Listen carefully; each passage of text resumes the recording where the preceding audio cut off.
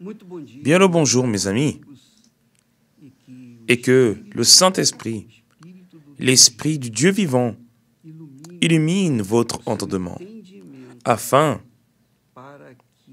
que vous puissiez comprendre la volonté de Dieu pour votre vie, afin que vous puissiez réellement vivre la vie en abondance que Jésus promet.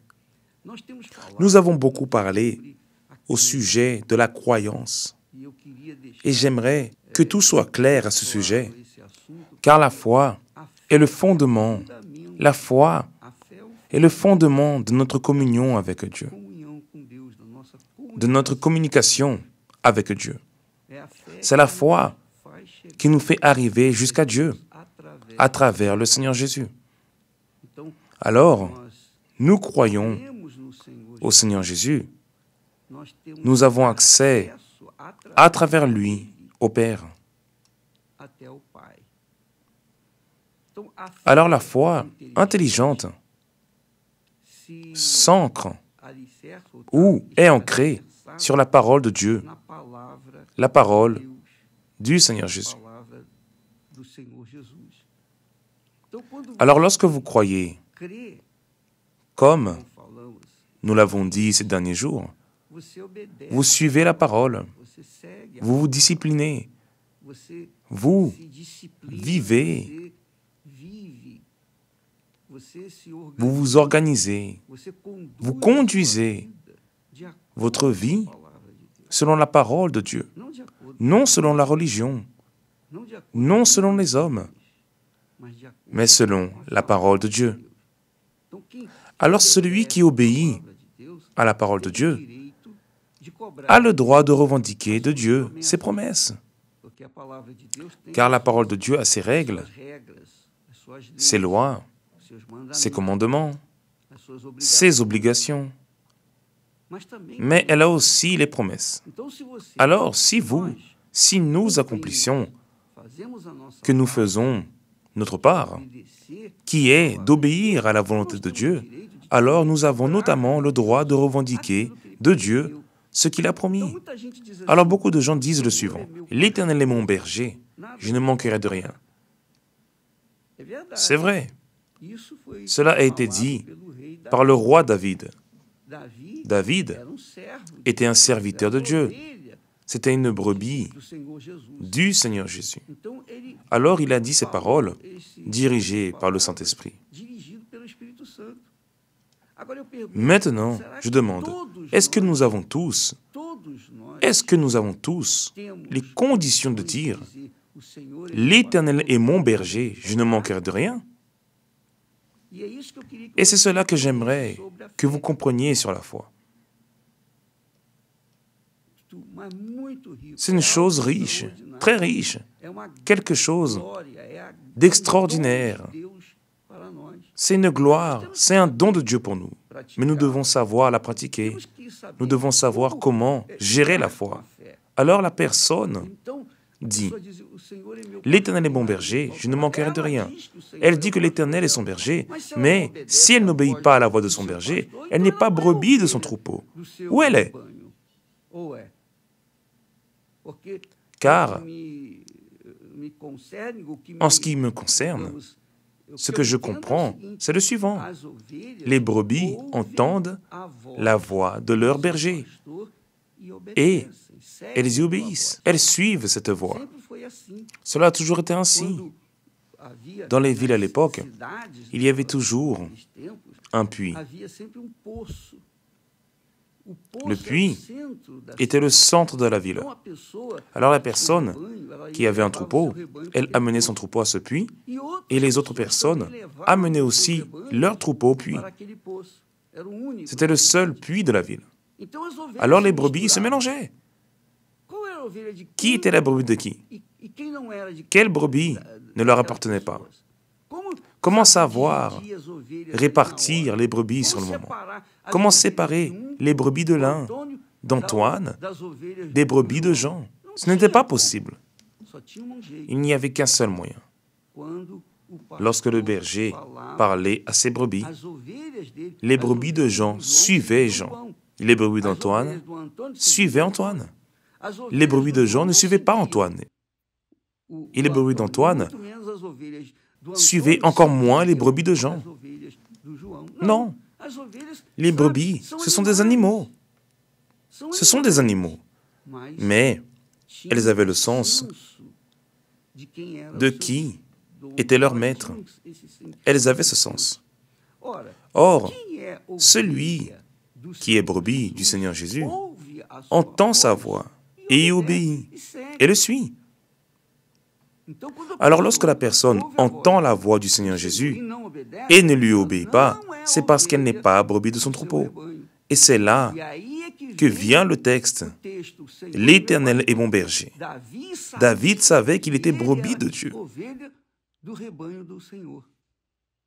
La question est, êtes-vous sûr que l'Éternel est votre berger?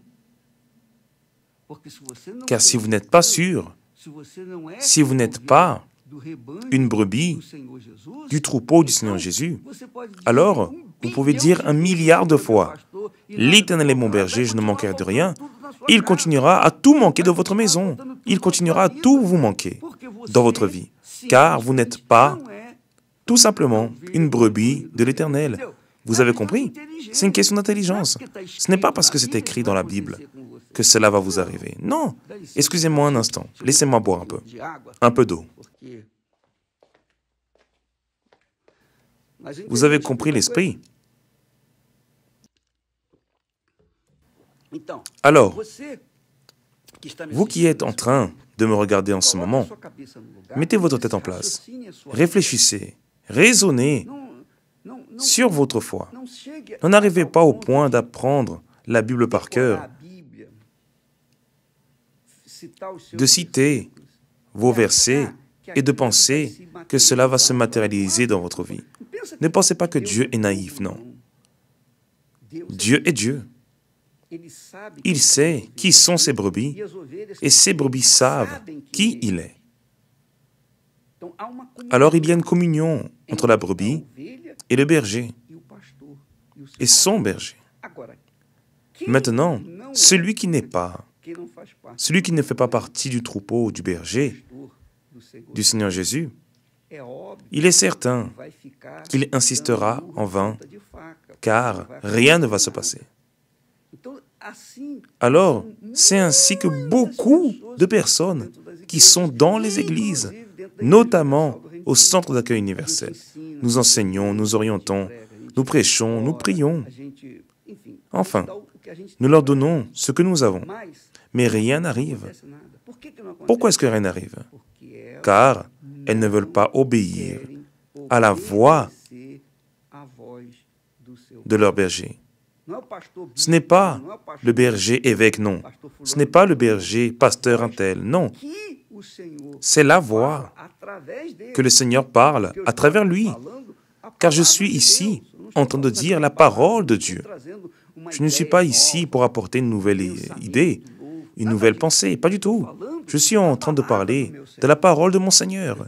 Je suis en train de vous dire de ne pas vous méprendre, mes chers amis, de ne pas être dans l'illusion quant à votre propre foi, en pensant que vous êtes de Dieu, lorsqu'en réalité, vous ne l'avez jamais connu. Et la réalité, la pure vérité, est qu'à cause de l'ignorance spirituelle, à cause de l'entendement bloqué, l'apôtre Paul dit que le Dieu de ce monde, le Dieu de ce siècle, qui est le diable, a aveugle l'intelligence des personnes. Et nous, serviteurs de Dieu, nous sommes ici pour essayer d'ouvrir les yeux des personnes qui sont intéressées par leur vie, par leur salut, par leur éternité. Alors si vous êtes intéressé à être sauvé, si vous avez l'intérêt de préserver votre âme pour toute l'éternité avec Dieu, alors vous devez entendre et obéir, afin que vous puissiez alors dire, « L'Éternel est mon berger, je ne manquerai de rien. »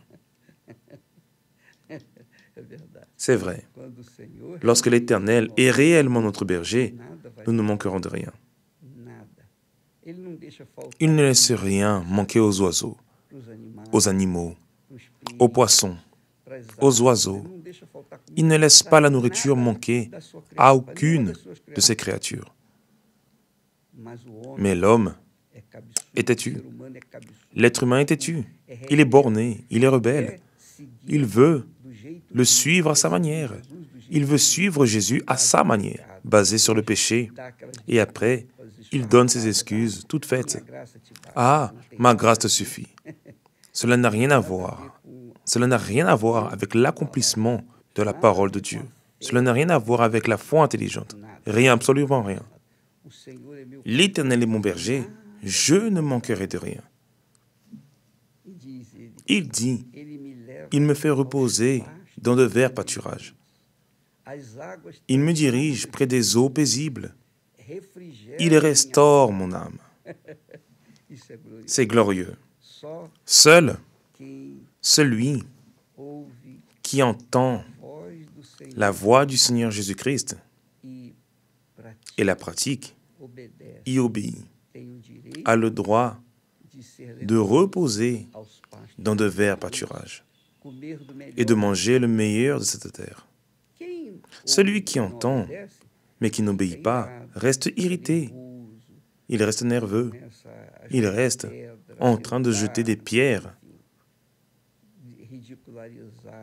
Enfin, d'essayer de ridiculiser les personnes qui entendent et pratiquent la parole de Dieu. Mais évidemment, ces derniers qui entendent mais ne pratiquent pas, sont, c'est certain, comme Caïn, jaloux, rancunier, fâché.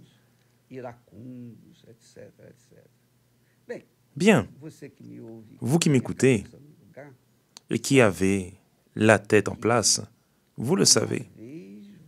Une fois que vous croyez au Seigneur Jésus, vous obéissez à sa voix, vous modelez votre vie, votre conduite, votre caractère, selon la parole du Seigneur Jésus-Christ. Grâce à Dieu. J'espère que vous allez réfléchir, raisonner sur ce psaume 23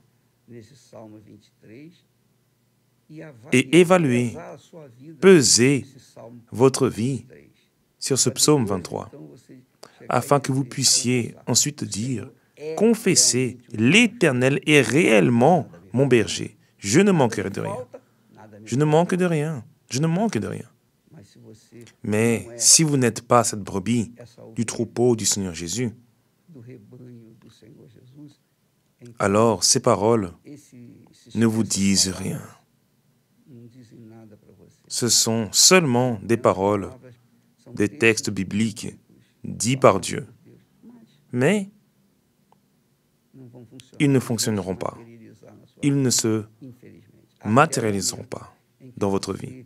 Malheureusement, jusqu'au moment où vous ouvrirez votre entendement, où vous ouvrirez votre raison et que vous commencerez à obéir à la parole de notre Seigneur Jésus-Christ. Grâce à Dieu.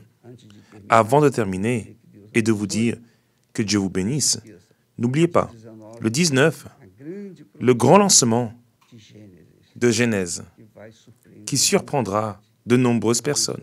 Que Dieu vous bénisse tous au nom du Seigneur Jésus. Amen.